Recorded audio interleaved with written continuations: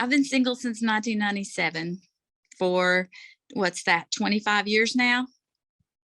And I kept making the same mistakes over and over and over again until I started this class. And I would recommend it to anyone. When I started with you guys last March, I had what you called one-itis. I would find a guy and I would go out once or twice, and then I would just wait for him and try to contact him. And it would just kind of go like that. It would just be like, I would wait and he might contact me every 2 or 3 weeks. And I would just keep going, oh, he'll come around. And that wasn't happening.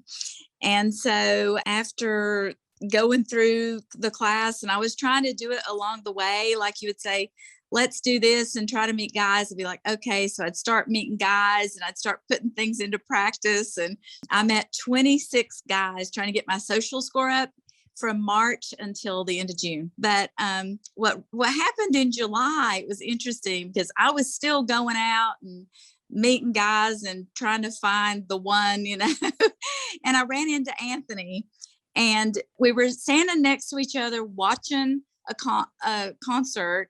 And he made a comment about some guy that was out in the middle dancing that looked like he'd had too much to drink. And I turned around, started talking to him. And I asked him, one of the things that you say do is, just say something cute. Just say something cute to catch his attention.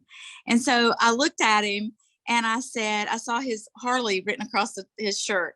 I said, do you have a bike? And he said, yeah, I do. And he said, do you want to go for a ride sometime? And I said, I don't know. Let me look at the back of your shirt. And he said, what? And so I walked around, I looked at the back of his shirt, and he said, why are you looking at the back of my shirt? And I said, I want to make sure it doesn't say, if you can read this, the fell off. He just loved that, and so after that we started talking, and we didn't get real close at first though, because he lives 3.5 hours from me. So at first we were both sort of like, let's just be friends because the distance is too far. And then we'd go a few days without talking, and then he would message me and say, so what are you doing? Are you having any luck? And I said, well, not really. And then we both had our Facebook dating set to close distance, to 45 miles away or 50 miles or whatever the distance is.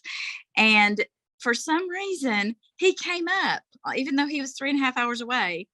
And so I just kind of hit like, and then he hit like, and then I said, so what are you doing on Facebook dating? And he said, are you having any luck? Because I'm not. And that's when we just decided to, start to see where it went. We've taken it real slow.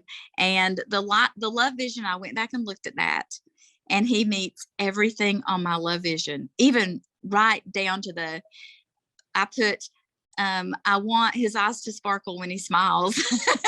His eyes even sparkle when he smiles. So it's like just absolutely perfect, And he does things for me. He comes and he does plumbing work for me, and I'm getting ready to go help him with some of his bookkeeping and stuff like that. So we help each other. It's going really, really well. I just bought on the website. I love the community forum with all the ladies and you, helping me out and stuff. And I was trying to decide, I kept saying I wanted to be a snowbird. I wanted to live in Florida. And one of the ladies posted back to me, well, why don't you do something temporary and see if you like it? And so I went in October and I bought a house in Florida. So I have a house in North Carolina and a house in Florida now, so I can actually do that. And he's on board. He's very excited about that whole possibility, being snowbirds together. So